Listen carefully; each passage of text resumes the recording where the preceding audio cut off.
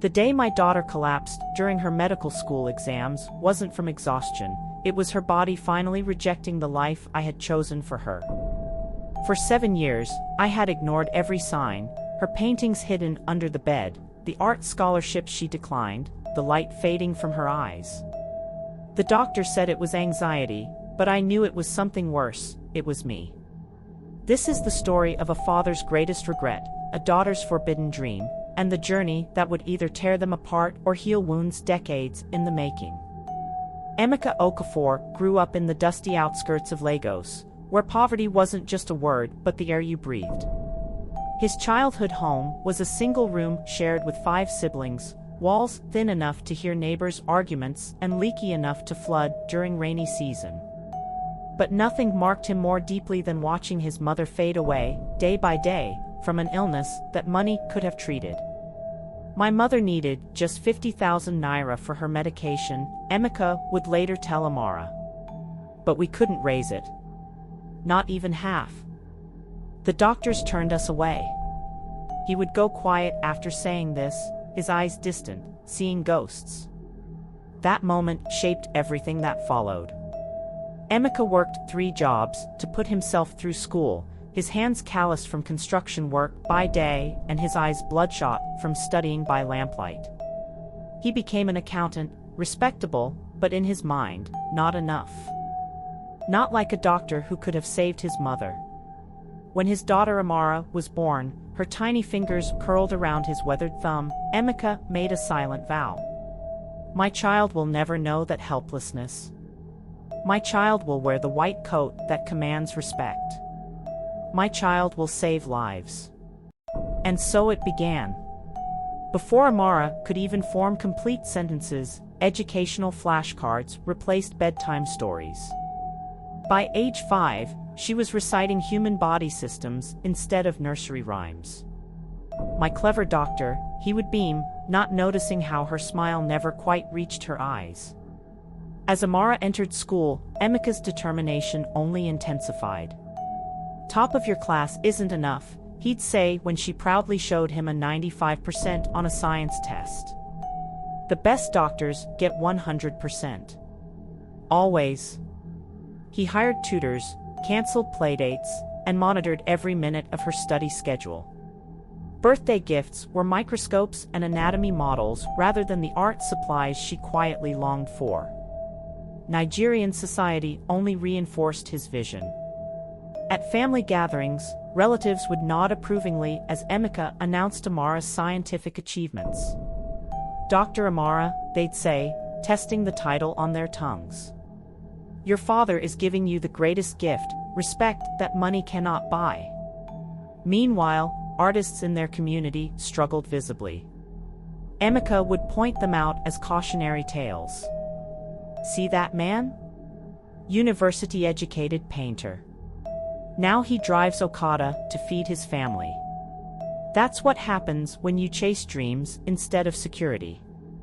By her teenage years, the cracks in Amara's facade began to show. Her once eager participation in science fairs became mechanical. She withdrew into herself, speaking less at dinner, her formerly bright eyes now often rimmed with red. When Emeka found a sketchbook hidden under her mattress during a routine check of her room, he tore out the pages one by one. This is childish distraction, he said, each rip punctuating his words. Medicine requires focus. These drawings won't save anyone's life. That night, through the thin wall of their modest but respectable home, he heard muffled crying but convinced himself it was part of growing up. The path to greatness was never easy, after all. The application process for medical school was a military campaign in the Okafor household. Practice interviews, essay drafts reviewed until the early hours, and constant reminders of the family's sacrifice. When the acceptance letter arrived from the prestigious University of Lagos Medical School, Emeka organized a celebration that nearly emptied his savings account. Today marks the beginning of our family's true legacy, he announced to gathered friends and family, not noticing his daughter's trembling hands or the way she excused herself repeatedly during the party. Later, he found her clutching the acceptance letter, tears streaming down her face. "These are tears of joy," he assured guests proudly. "My daughter is overwhelmed by her achievement." The first year of medical school revealed the true cost of Emeka's dream. Amara's phone calls became shorter, her voice flatter. When she returned home for a brief holiday, her collarbones jutted sharply beneath her blouse, and dark circles had taken permanent residence under her eyes. "Medical school is demanding," Emeka would tell concerned relatives. "She's dedicated to her studies." He didn't question why she locked herself in her room during visits home or why her medical textbooks showed no signs of use despite her claims of constant studying. The warning signs multiplied like cells under a microscope. First came the calls from professors about missed classes. Then her previously stellar grades began their steady decline. When she finally admitted to experiencing debilitating headaches, Emeka prescribed more vitamins and less screen time. "Just push through," he'd encourage during their weekly calls. "Remember why we're doing this? Remember my mother. Your grandmother." But Emeka couldn't, or wouldn't, see what was happening right before his eyes. His daughter wasn't building a future. She was disappearing, her spirit dying by degrees, sacrificed on the altar of a dream that had never been hers to begin with. While Amara's body roamed the halls of medical school, her soul was held prisoner. But at night, when her father thought she was studying, another Amara emerged, one whose hands no longer trembled with anxiety but danced with purpose across hidden canvases tucked beneath her bed. Her tiny dorm room became a sanctuary after midnight. The space between her bed and her roommate Neka's was barely enough to stretch your arms, but somehow it became an artist's workshop when darkness fell. Amara would wait until campus quieted, then slide out her secret art supplies from inside hollowed medical textbooks, paintbrushes stored where Gray's Anatomy should be, acrylics hidden in cardboard boxes labeled medical ethics notes. Your hands were made for healing people, not wasting time with colors, her father's voice would echo in her mind. But those same hands created worlds on canvas that medical science could never touch, scenes of Nigerian market women with faces full of joy, children running free through fields without boundaries, and always birds in flight. "You can't keep living like this," Neka would whisper, watching Amara's eyes grow more hollow each week. "You're paying with your life for these few hours of freedom." Neka became more than just a roommate, she became Amara's accomplice. She'd create diversions when Emeka made surprise visits to campus, hiding still wet paintings under her own bed. She'd answer the phone with practiced lies about Amara just stepping out to the library. When Amara couldn't get out of bed from exhaustion, it was Neka who attended morning classes in her place, taking detailed notes so her friend wouldn't fall further behind. By the end of first semester, Amara's uniform hung loose on her frame. Dark circles made permanent homes under her eyes. Panic attacks became so common that she carried paper bags in her backpack, ducking into bathrooms to hyperventilate in private when the pressure became too much. Her father mistook her thinness for dedication. "Medical school is supposed to be hard," he'd say proudly during phone calls. "The best doctors sacrifice everything." What Emeka never knew was that 3 years earlier, Amara's art teacher had secretly submitted her portfolio to the Lagos Art Academy.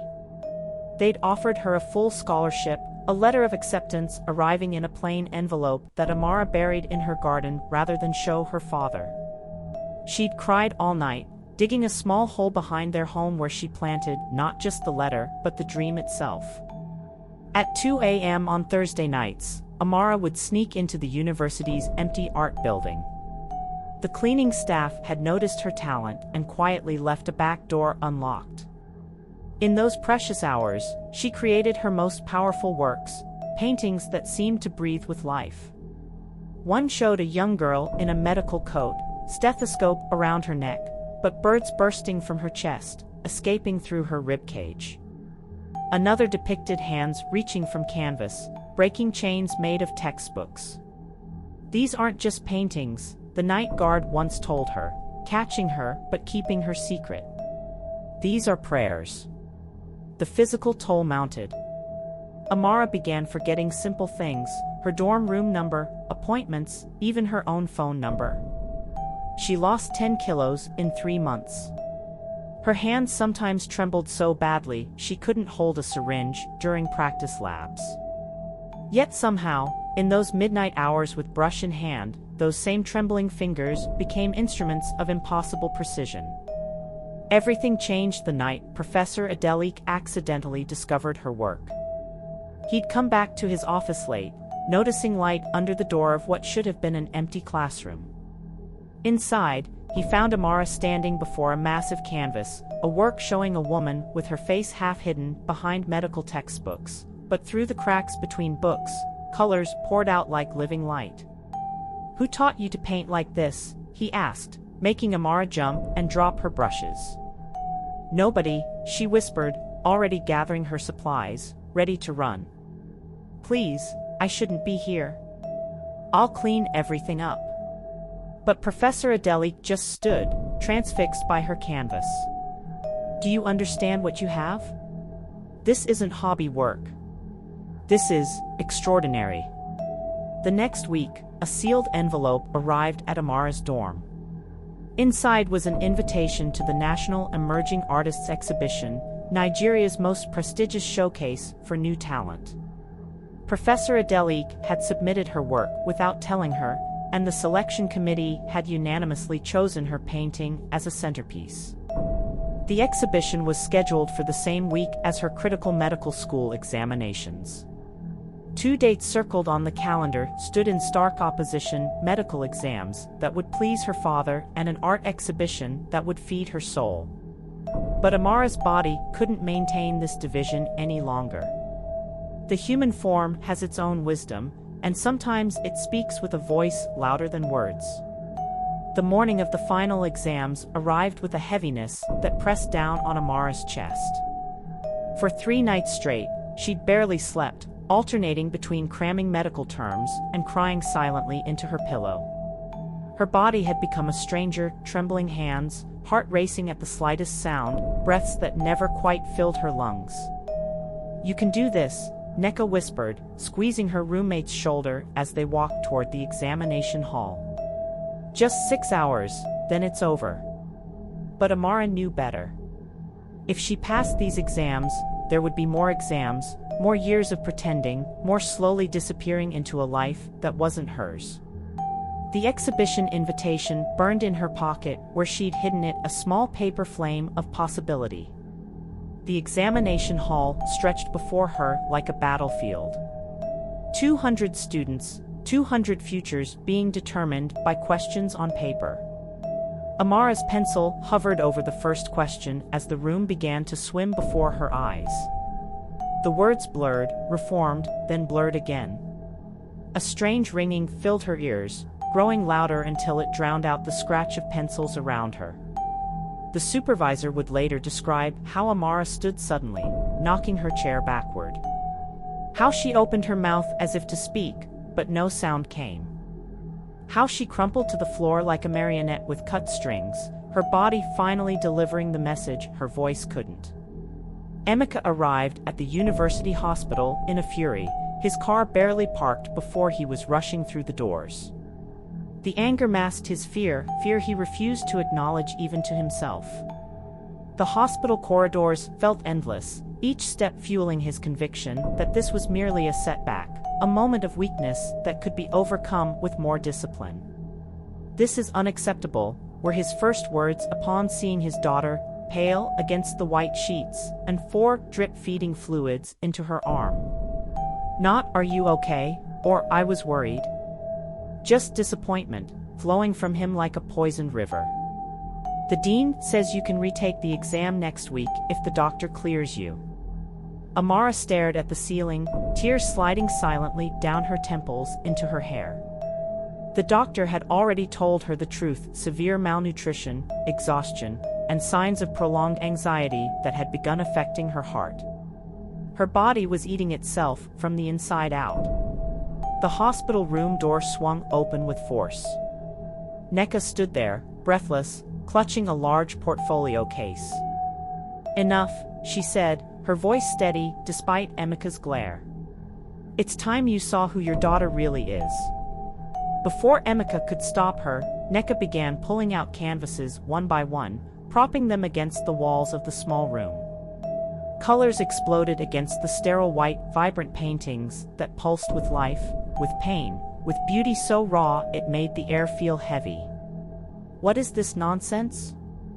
Emeka's voice rose. "You're the one who's been distracting her." Filling her head with foolish, "Look at them, Papa." Amara's voice was barely audible, but it cut through his anger like a knife. "Really look at them." The paintings spoke a language Emeka didn't want to understand. A girl trapped behind glass, screaming silently. A bird with clipped wings, trying to fly.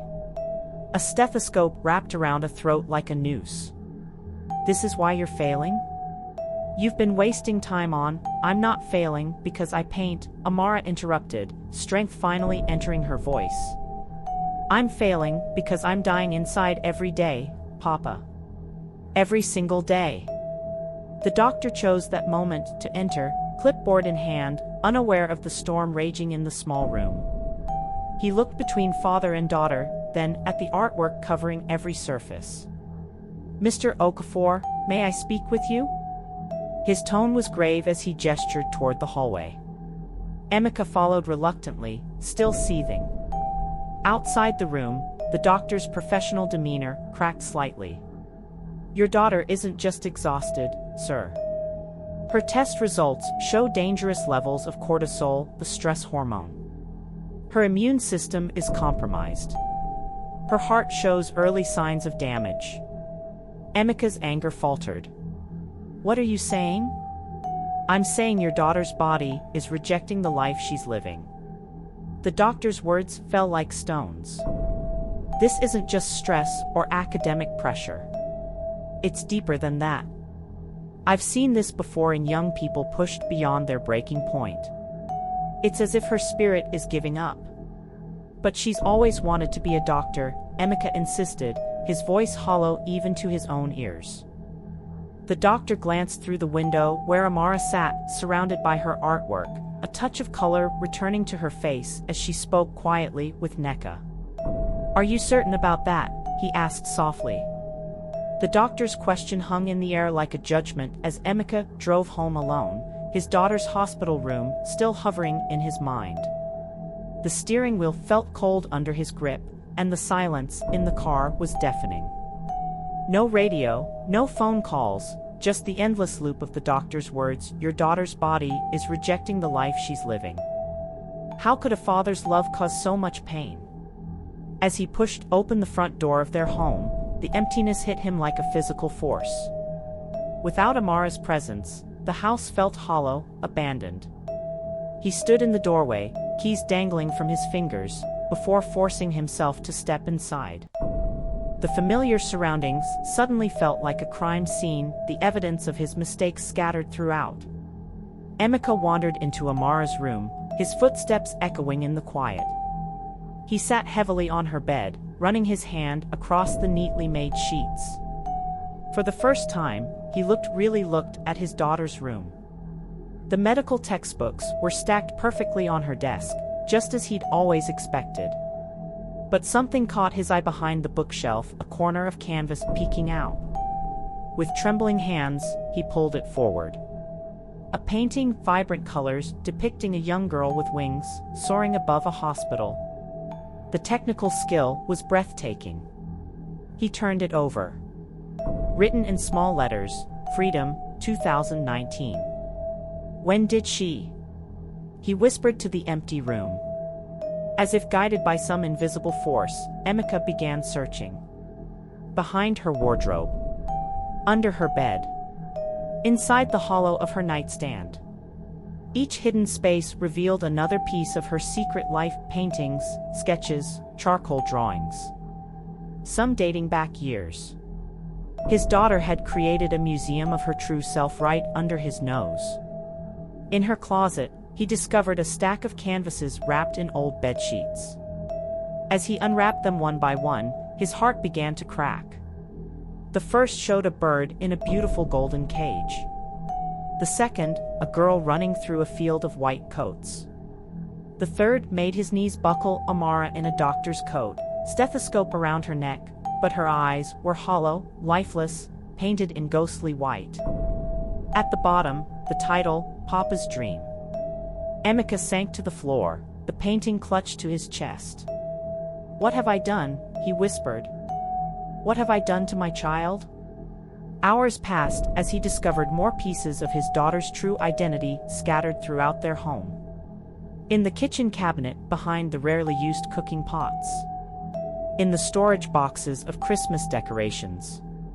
Even in his own closet, hidden inside his old suitcases. Amara had turned their entire home into a secret gallery. Night fell, and Emeka found himself sitting on the living room floor surrounded by his daughter's art. In his hands, a photo album he hadn't opened in years.